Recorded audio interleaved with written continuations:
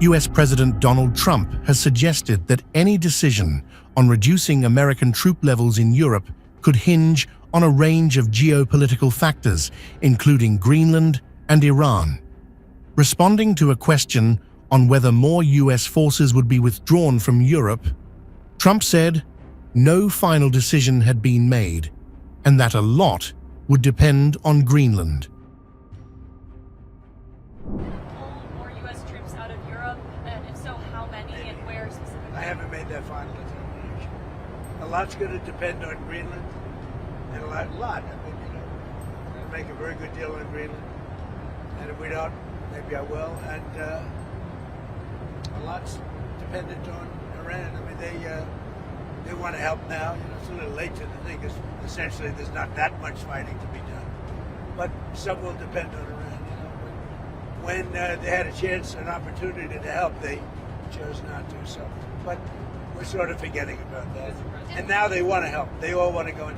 They want to help on Iran so badly, but we don't really need help. It's little things, but we don't really need help. US President Donald Trump's renewed interest in Greenland followed NATO leaders all the way to Ankara. While Russia and Ukraine dominated the summit agenda, questions about Greenland repeatedly surfaced during leaders' doorstep interactions. Asked whether Trump's latest remarks had changed anything, NATO leaders delivered a remarkably united response.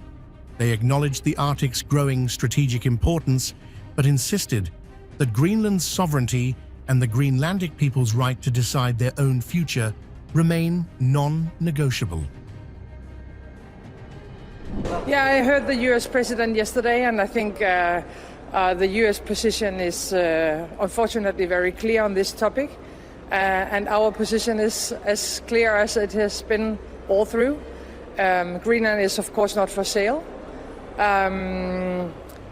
We hope that all, including all allies, will respect the Greenlandic people's right for self-determination. And we are a sovereign state, and we need everybody to respect our territorial integrity and our sovereignty. President Trump absolutely has a point when it comes to the Arctic, because of China and Russia gaining access to the region.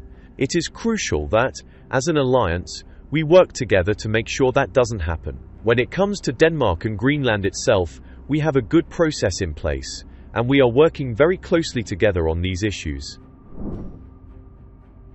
While Denmark rejected any suggestion that Greenland's status could be revisited, other allies broadened the discussion beyond sovereignty.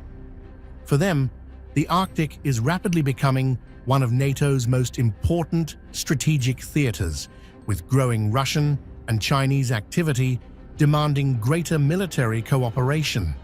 Even so, leaders repeatedly stressed that strengthening security in the High North must go hand in hand with respecting international law and national sovereignty. I believe we have to respect the right of the Greenlandic people to determine their own future. We should remain united, act responsibly, and look for rational solutions that strengthen our collective security while respecting sovereignty. Our focus is on North American security and the crescent that runs through the Arctic down into the Baltics. The threats we face are changing rapidly. Russia is a direct adversary, and we are building new capabilities because Arctic security is becoming increasingly important for the alliance. The repeated references to the Arctic reflected a much broader strategic shift taking place inside NATO. Melting sea routes, expanding military activity, and growing competition between global powers have pushed the High North to the forefront of the alliance's planning. President Trump's comments may have reignited political debate over Greenland, but NATO leaders used the opportunity to underline why the region itself has become so strategically significant. Greenland is part of the Kingdom of Denmark, and that is a position we support. At the same time, we recognize that the Arctic is becoming increasingly important for our collective security. And that is why allies must work even more closely together in the High North. Greenland belongs to the Greenlandic people. That principle has always been clear. As Arctic nations, we also understand that the region is becoming more important strategically, which is why cooperation among allies is essential. For Denmark, however, Greenland is not just another Arctic territory. It is protected by the same collective defense principles that apply across the alliance. Prime Minister Frederiksen reminded allies that Article 5 was created to ensure every NATO member can count on the support of the others, whether the threat comes on the eastern flank, in North America, or in the Arctic itself. We are ready to defend every inch of NATO, including our own territory. One of the reasons why we built NATO many years ago is that if anything happens to one of us, everybody should stand up for each other. Article 5 is our insurance. It goes for the eastern flank right now with the hybrid war coming in from Russia. It went for the United States after 9/11. And the same goes for Greenland if anything happens in our direction. The exchanges in Ankara revealed an important distinction inside today's NATO. Allies broadly agree with Washington that the Arctic is emerging as one of the alliance's most strategically important regions because of Russia's military posture and China's growing presence.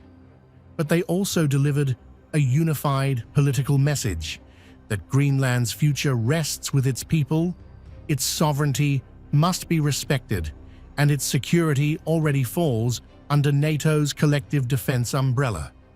Trump may have reignited the Greenland debate, but the response from Ankara was one of alliance unity, strengthening Arctic security without reopening questions over who Greenland belongs to.